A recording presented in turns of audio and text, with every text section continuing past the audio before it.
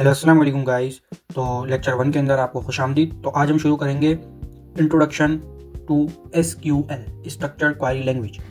SQL हमें पढ़ना क्यों ज़रूरी है? ताकि हम डेटाबेस के साथ अच्छी कम्युनिकेशन कर सकें। इस लेक्चर का बेसिकली मकसद ये है कि आपको समझ आए कि एसक्यूएल क्या है, डेटाबेस का कॉन्सेप्ट क्या होता है और एसक्यूएल का रियल लाइफ यूज़ केस क्या है, बिल्कुल सिंपल एग्जाम्पल के साथ। असल गोल ये है कि एसक्यूएल को एक सिस्टम के अंदर काम करते हुए समझें कि रियल वर्ल्ड डेटाबेसेस में डेटा कैसे स्टोर होता है, कैसे रिलेट होता है और हम उस डेटा के साथ कैसे इंटरेक्ट करते हैं। सही है, तो हमें ये पता होना चाहिए। और एसक्यूएल सीखना सिर्फ क्वेरीज लिखना नहीं होता। एसक्यूएल सीखना मतलब डेटा सिस्टम को समझाना होता है। अगर आप सिस्टम को समझ गए तो कमांड्स खुद ब खुद आ जाती हैं। तो ये वीडियो आपके लिए इसलिए बनाई जा रही है ताकि आप अगर डेटा साइंस से रिलेटेड कोई डिग्री प्रोग्राम में है या आप डेटा साइंस में कोई काम कर रहे हैं, डेटा एनालिस्ट में कोई रोल करना चाहते हैं, तो ये आपके लिए इंटरव्यू क्वेश्चंस में भी काफ़ी हेल्पफुल होगा और आपकी बेसिक्स भी पक्की हो जाएगी। सही है, तो सबसे पहले हम समझते हैं कि जो है एसक्यूएल क्या है। ये है एक स्ट्रक्चर्ड क्वेरी लैंग्वेज। सही है, अब इसके अंदर क्या होता है, जो कि डील करती है रिलेशनल डेटाबेस के साथ कम्युनिकेट करने में।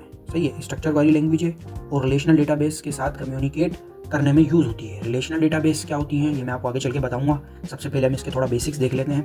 सही है, एसक्यूएल के जरिए हम जो है डेटाबेस से डेटा पूछते हैं थ्रू क्वेरी। सही है, डेटा स्टोर करते हैं, डेटा अपडेट या डिलीट करते हैं। सिंपल लफ्ज़ों में अगर इसको समझें एसक्यूएल को, तो क्या है, एसक्यूएल एक लैंग्वेज है जिसके जरिए हम डेटाबेस से बात करते हैं कि हमें क्या चीज़ चाहिए या क्या चीज़ उसके अंदर इंसर्ट करनी है या डिलीट करनी है, जिनको हम करड ऑपरेशन भी बोलते हैं। करड ऑपरेशन, CRUD, करड ऑपरेशन इसके अंदर होता है create, read, update, delete, CRUD operation. सही है, उसके बाद हम आगे चलते हैं इसका हिस्टोरिकल कॉन्सेप्ट देखने की तरफ कि भाई जो ये आई कहाँ से है। तो ये 1970 में IBM के अंदर जो डेवलपर्स थे उन्होंने ये डेवलप की, क्योंकि 1970 से पहले डेटा बेसिस का यूज़ सिर्फ हाईली टेक्निकल लोग कर सकते थे। डेटा को एक्सेस करने के लिए कम्प्लेक्स प्रोग्रामिंग लैंग्वेजेस और लो लेवल कमांड्स यूज होती थी, जो कि बिजनेस लोग, मैनेजर और एनालिस्ट के पास तो करना उनके लिए बहुत मुश्किल हो जाता था, क्योंकि उनके पास डेटा तो होता था लेकिन वो खुद डेटा से सवाल नहीं पूछ सकते थे, क्योंकि ये कॉम्प्लेक्स चीज़ थी काफ़ी। तो 1970 के अंदर जो IBM के डेवलपर्स थे उन्होंने ये चीज़ डेवलप करी। सही है, और ये भी चीज़ हमें याद रखने की ज़रूरत है कि जब उन्होंने ये डेवलप करी थी तो इसको कहा जाता था सीक्वल। सही है, सीक्वल। तो हमने अक्सर सुना होगा कि आधे बंदे जो हैं इसको पढ़ रहे होते हैं सीक्वल और आधे बंदे उसको पढ़ रहे होते हैं एसक्यूएल। तो क्या है, तो पहले इसका नाम था सीक्वल। सीक्वल इसके अंदर क्या था, स्ट्रक्चर्ड इंग्लिश क्वेरी लैंग्वेज। सही है, उसके बाद इसका नाम पड़ गया SQL, लेटर अपडेट हो गया उसका नाम, उसके बाद SQL पड़ गया स्ट्रक्चर्ड क्वेरी लैंग्वेज। सही है, तो ये जो है इन्होंने क्यों बनाई डेवलपर्स ने, वो इसलिए बनाई कि डेवलपर्स ने ये सोचा कि एक ऐसी लैंग्वेज होनी चाहिए जो कंप्यूटर के लिए स्ट्रक्चर्ड हो और ह्यूमंस के लिए रीडेबल हो, ताकि वो उसको आराम से पढ़ सकें। और इसी सोच में जब उसका नाम सीक्वल पड़ा, स्ट्रक्चर इंग्लिश क्वेरी लैंग्वेज, वो क्यों पड़ा, क्योंकि इसका जो सिंटेक्स था ना वो इंग्लिश टाइप था। सही है, सिंटेक्स उसका जो था एसक्यूएल का, एक तो फर्स्ट पॉइंट क्या हो गया, इसका सिंटेक्स जो था वो इंग्लिश टाइप था, और उसके अंदर जो सेकंड पॉइंट था उसके लॉजिकल सेंटेंसेस थे। सही है, समझ आने वाले। और जो उसके थर्ड पार्ट है वो क्या था कि वो रीडेबल क्वेरीज थी, मतलब हम पढ़ते साथ ही हमें समझ आ जाता है। सही है, जो कि हम आने वाली वीडियोज़ में उसको एक्सप्लोर भी करेंगे। सही है, ये प्रोग्रामिंग कम लगती थी, क्वेश्चन पूछना ज़्यादा लगता था। सही है, तो ये इसका हो गया हिस्टोरिकल कॉन्सेप्ट। उसके बाद हमारे पास, मैंने आपको बताया कि लेटर ऑन उनका नाम जो था वो एसक्यूएल कर दिया गया सीक्वल का, लेकिन फिलोसॉफी सेम ही रही कि ह्यूमंस जो होंगे वो लॉजिकल क्वेश्चन पूछेंगे और डेटाबेस जो है स्ट्रक्चर्ड आंसर करेगी।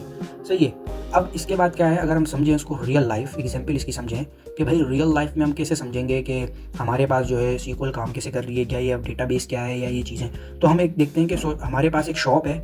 सही है, उसके अंदर एक रैंडम शॉप है, उसके अंदर हमारे पास जो है टी शर्ट्स भी मिलती हैं। सही है, उसके अंदर हमारे पास पैंट्स भी मिलती हैं और हमारे पास कैप्स भी हैं। सही है, अब ये तीनों जो चीज़ें हैं ये अपने शेल्फ्स के अंदर प्रॉपर सेट हैं। शॉप के अंदर शर्ट्स वाला जो शेल्फ है उसके अंदर वो लाइन से सारी शर्टें लगी हुई हैं, पैंट्स में पैंट्स लगी हुई हैं और कैप्स में कैप्स लगे हुए हैं। सही, हर चीज़ एक अपनी फिक्स जगह पर रखी हुई है, प्रॉपर लेबल लगा हुआ है, रेट लगे हुए हैं और रिकॉर्ड के साथ लेंगे। सही है, तो अगर हम इसको वैसे सोचें तो इसके अंदर जो डेटाबेस है ना वो एक शॉप है जहाँ डेटा ऑर्गेनाइज होता है, हर आइटम का प्रॉपर रिकॉर्ड होता है। सही है, और डेटा को फास्ट और एक्यूरेटली फाइंड किया जा सकता है। तो शॉप तो हो गई हमारी डेटाबेस। सही है, उसके बाद क्या है, हमारे पास डेटा टेबल्स आते हैं। डेटा टेबल्स क्या हैं, डेटा टेबल्स वो हैं कि जो हमारे पास शर्ट्स अलग शेल्फ्स पर हैं और पैंट्स अलग शेल्फ्स पर हैं, मतलब शर्ट्स का अलग टेबल होगा और पैंट्स का अलग टेबल होगा। तो ये होगा डेटा टेबल्स, जिसके अंदर प्रॉपर चीज़ का एक प्रॉपर टेबल होगा। ऐसा नहीं होगा कि पैंट शर्ट और कैप सारे मिक्सअप हुए हैं, नहीं, तो इनका एक प्रॉपर टेबल होगा। सही है, इसी स्ट्रक्चर्ड कलेक्शन को हम टेबल कहते हैं। अब उसके बाद क्या आता है, डेटा क्या होता है।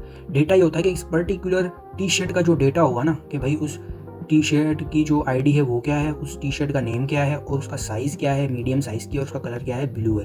तो ये डेटा, इस पर्टिकुलर शर्ट का डेटा, उसको हम कह रहे हैं डेटा। सही है, मतलब कि एक पर्टिकुलर रो को हम कह रहे हैं डेटा। सही है। अब इसके अंदर हम देखते हैं एसक्यूएल कहाँ है भाई, एसक्यूएल इसमें कहाँ आ रहा है।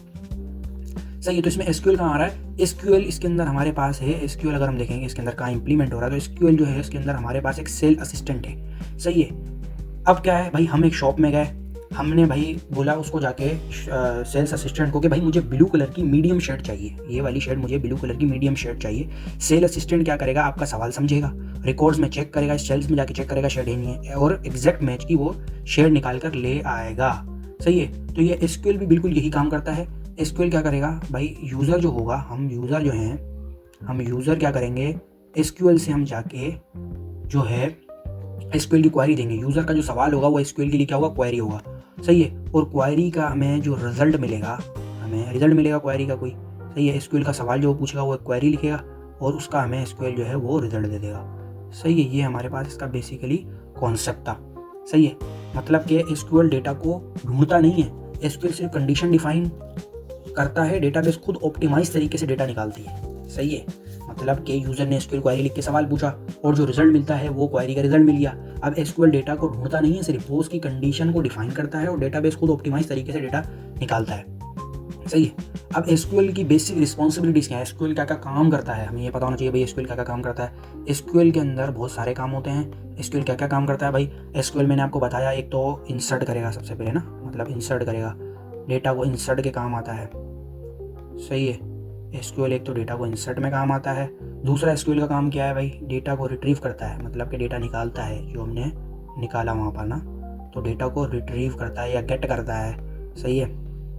उसके अलावा हमारे पास जो है आता है, डेटा को मैनिपुलेट करता है, डेटा को मैनिपुलेट। अच्छा, मैनिपुलेट में आप याद रखना, मैनिपुलेट का जब भी बात आएगी, मैनिपुलेट, आप इसकी टेंशन नहीं लीजिएगा कि भाई ये नोट्स मेरे पास कहाँ से आएंगे, या ये मैं इसका सारा एक आर्टिकल बना दूंगा, नोट्स आपको बने बनाए वहाँ से मिलेंगे। अच्छा, मैनिपुलेट के अंदर हमारे पास दो चीज़ें होती हैं। मैनिपुलेट के अंदर हमारे पास एक तो अपडेट का फंक्शन होगा और एक डिलीट का होगा। मैनिपुलेट का मतलब ये होता है कि कोई चीज़ में या तो कोई चेंजेस करना, चेंजेस में या तो अपडेट कर दोगे या आप डिलीट कर दोगे। सही है। तो ये हमारे पास बेसिकली एक आइडिया हो गया। अब हम देखते हैं कि ये एसक्यूएल किस टाइप की डेटाबेसिस के साथ काम करता है। एसक्यूएल जो है वो रिलेशनल डेटाबेसिस के साथ काम करता है। अगर मैं आपको दिखाऊं, रिलेशनल डेटाबेस, ये आ गया हमारे पास। रिलेशनल डेटाबेस क्या होती हैं, ये होती हैं जिसके अंदर कोई रिलेशन बन रहा हो। ये देखें आप, अगर ये फॉर एग्जांपल मैं आपको ये दिखाऊं तो आप ये देख सकते हैं कि स्टूडेंट की एक आईडी है और स्टूडेंट का एक नेम है। सही है। और स्टूडेंट के वो कोर्सेज हैं। अब उस बंदे ने क्या किया, कोर्स की भी कोई आईडी है और कोर्स का भी कोई नेम है, स्टूडेंट की भी कोई आईडी है और स्टूडेंट का कोई नेम है। इन्होंने क्या करा, स्टूडेंट की आईडी स्टूडेंट के टेबल से उठाई और कोर्स की आईडी कोर्स के टेबल से उठाई। तो हमें ये देख के पता लग रहा है कि एक रिलेशन यहाँ पर बना हुआ है स्टूडेंट कोर्सेज के नाम से, जहाँ पर इन्होंने क्या किया, स्टूडेंट 1 जो था यहाँ पर सैम, उसने कोर्स आईडी कौन सी ली हुई है, एसक्यूएल सर्वर लिया हुआ है, मतलब कि सैम ने एसक्यूएल सर्वर भी लिया हुआ है और सैम ने ही ASP.NET और MVC का भी कोर्स लिया हुआ है। तो हमें यहाँ से देख के पता लग रहा है, इसको बोलते हैं रिलेशनल डेटाबेस। अब रिलेशनल डेटाबेस के अंदर प्राइमरी की और फॉरेन की से रिलेशनशिप्स बनते हैं। सही है। और अगर हम इसको रियल लाइफ एग्जांपल्स में और देखें, attendance system, student records, employ management system, ये सारे उसी की टाइप्स हैं। सही है ना। अब उसके अंदर हम क्या होगा भाई, एसक्यूएल के जरिए हम प्रेजेंट स्टूडेंट निकाल सकते हैं। सही है। अटेंडेंस को अपडेट कर सकते हैं, ये है। और आप ये याद रखें कि एसक्यूएल को ना आप एक लैंग्वेज की तरह मत देखो, एसक्यूएल को एक ब्रिज समझो जो ह्यूमन थिंकिंग को स्ट्रक्चर डेटा सिस्टम से कनेक्ट करता है। ये जो बंदा एसक्यूएल को सिस्टम की तरह समझ लेता है ना, वही बंदा डेटाबेस को स्केल, ऑप्टिमाइज और कंट्रोल कर सकता है आराम से। तो हमारा बेसिक मकसद जो है इंडस्ट्री लेवल तक सोचना है, ये नहीं कि बस क्वेरी लिख ली बेसिक सी और थोड़ा बहुत काम आ गया, नहीं, हमें बेसिक्स उसकी पता होनी चाहिए। अब हम जो भी पढ़ा है हम उसका थोड़ा आपको ओवरव्यू दे देता हूँ। इसके कुछ मैंने मेन पॉइंट्स गेट किए हैं जो मैं आपको बताता हूँ। कौन से वाले, ये वाले मैंने इसके कुछ मेन पॉइंट्स गेट करके आपके लिए लिख लिए हैं, मैं आपको दिखा देता हूँ। इसके अंदर ये देखें, पूरे पहले टॉपिक के जो मेन पॉइंट्स हैं वो ये हैं। देखें, एसक्यूएल एक क्वेरी लैंग्वेज है। सही है। स्ट्रक्चर क्वेरी लैंग्वेज, एसक्यूएल को शुरू में स्ट्रक्चर इंग्लिश क्वेरी लैंग्वेज कहते थे, जो कि मेड बाय IBM ने की थी, बाद में उसका नाम एसक्यूएल पड़ गया था। Now date time structure query language कह रहे हैं। सही है। एसक्यूएल एक लैंग्वेज है जो कि कम्युनिकेट करती है with rational database management system से। सही है। अच्छा, ये याद रखना, MySQL, PostgreSQL, Oracle, ये सारे रेशनल डेटाबेस मैनेजमेंट सिस्टम है, यहाँ पर डेटा स्टोर होता है। सही है। मतलब कि यहाँ पर ये जो चीज़ें हैं ना, MySQL और PostgreSQL, Oracle, यहाँ पर आपने याद रखना है कि डेटा हमारा स्टोर होता है। सही है।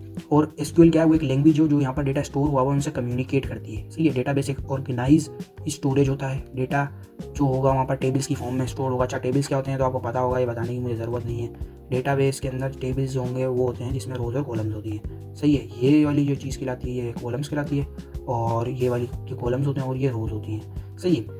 इस एक पर्टिकुलर रो को हम क्या बोलते हैं, डेटा बोलते हैं, जो कि मैंने आपको ऊपर बताया था। सही है। एसक्यूएल सवाल पूछकर डेटा लाता है। सही है। और एसक्यूएल सिर्फ रिलेशनल डेटाबेस चीज़ के लिए होता है, नॉन रिलेशनल डेटाबेस के लिए नहीं होता। सही है। Thank you.